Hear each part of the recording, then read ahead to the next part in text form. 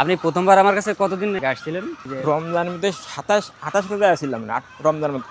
এই তক্তাগুলো একটু দেওয়ার চেষ্টা করবেন। এই যে এই কাপড়ে হাত দিলে এই মুরগিগুলো একবারে যখন দাপাতে শুরু করে দেবে, বুঝছেন? দাপাতে শুরু করলে যে লাইটটা দেওয়া হয়েছে যেভাবে, হ্যাঁ ওই ঘরের মিডিল অবস্থায় আমাকে এইভাবে আমার দেবেন, ঠিক 3টে আছে? লাইট দিয়েছে, একটা এসিডিসি। পরে এরা ডিম পারবে না, এই যে আজকে আর ডিম পারবে না। যদি উড়াধুরা করে তাহলে আজকে ডিম পারবে না। এই জন্য এদেরকে এই যে এতটা দূরত্বে আমাদের সবসময় রাখতে হয়, বুঝছেন? আর আপনাদের বাচ্চাগুলো হলো এই যে, তো দোয়া করবেন, ঠিক আছে? আর যোগাযোগ রাখবেন সবসময়। হ্যাঁ, মোরগ মুরগি লাগে কিরকম ছটকারা করে লাগে। আপনি যে বাচ্চা ফোটাবেন নাকি আপনি এমনি?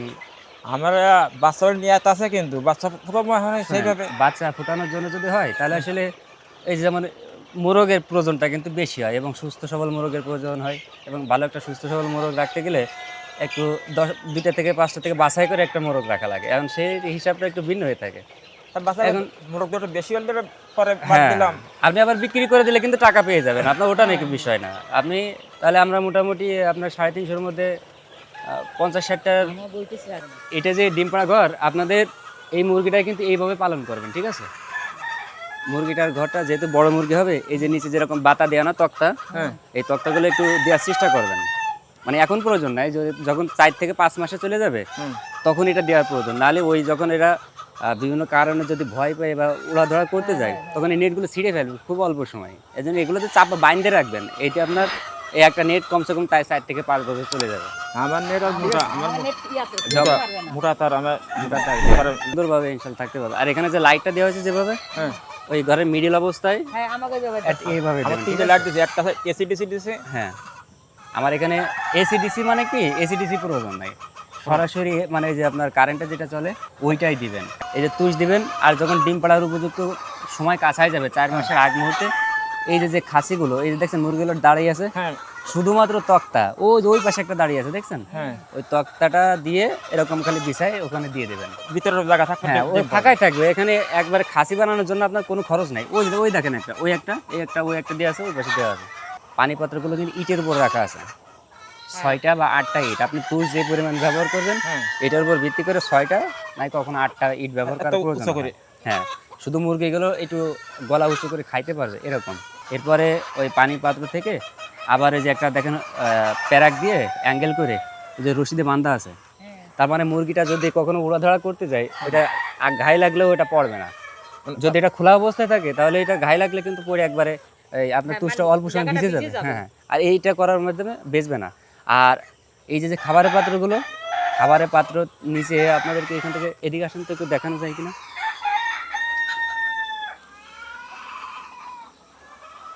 এটা সব থেকে জরুরি বিষয়, এই জন্য আপনাদেরকে দেখাচ্ছে। এটা তো আসলে প্রত্যেকটা খাবারের পাত্রের নিচে 3টা কালা স্ট্যান্ড দেখা যায়, দেখছেন?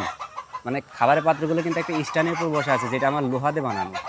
বার যেগুলো বলে 4 কোণালা ফ্ল্যাট বার বলে, সেই বারগুলো দিয়ে। আপনার বাদ খাবারটা নেই, নষ্ট নেই একটা? না, এটা তো আমার লোহা দিয়ে বানানো, নিজের তৈরি করা। ওদের সঙ্গে দিয়ে ওই যে টাই আছে না, এক ধরনের টাই, ওই যে বানতে হয়, প্যাঁচ দিয়ে ঢুকে আটকায় দিতে হয়, ওইটা দিয়ে কিন্তু ওই লোহার সঙ্গে আটকানো, যাতে করে মুরগি যদি দৌড়াদৌড়ি খাবার দেওয়ার সময়, তো অনেক সময় দৌড়াদৌড়ি করতে পারে না, বেশি দিয়ে দৌড়াদৌড়ি করে খাবার দেওয়ার সময় ওই ধাক্কা লাগে যাতে পড়ে না যায়। আর পড়ে গেলে ওই খাবার তো পড়বে, একটা নাড়া খেয়ে আর একটা নড়বে, ওই নিয়ে মুরগি নড়বে, এই নিয়ে পুরো ঘরটা জামাই ফেলবে। যার কারণে এই খাবারের টপগুলো সবসময় এই যে মোটা রড দিয়ে ওর উপরে স্ট্যান্ড করে ওর সঙ্গে বাইন্ধে রাখবেন। তাহলে মুরগির ওই খাবার কখনো পাত্র নড়বেও না, খাবার পড়বেও না, আর ওই ময়লা খাবার তারা খাওয়ার সুযোগ পাবে না, মুরগিগুলো সুস্থ থাকবে।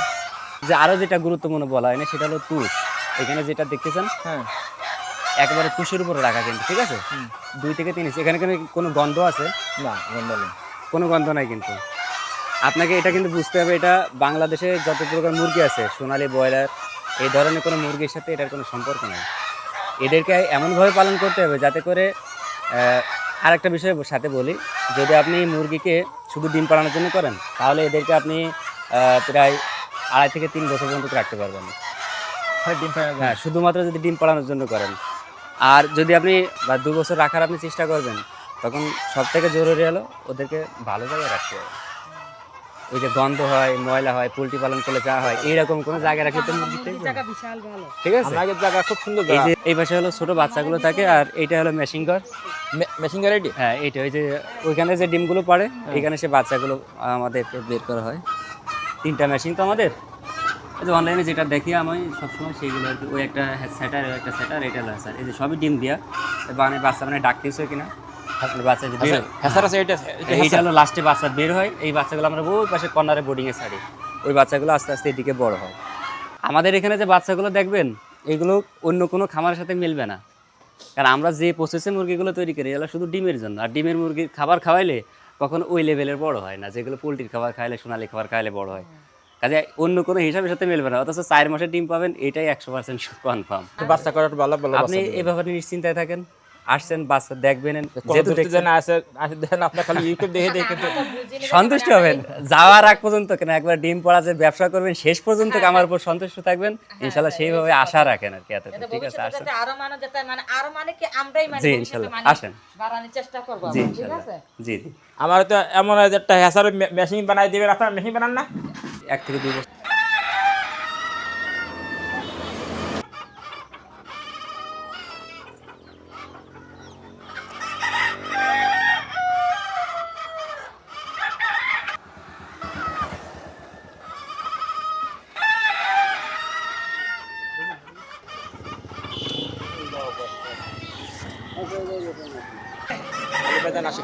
চলো যাই, তো দোয়া করবেন, ঠিক আছে, আর যোগাযোগ রাখবেন সবসময়। হ্যাঁ, দাওয়াত থাকলে সেই আপনারাও আসবেন, আর মাঝে মাঝে সবাই আসলে টাকা যাবেন। নিয়মের বাইরে কিছু করবেন না, কারো কথা শুনবেন না, ঠিক আছে।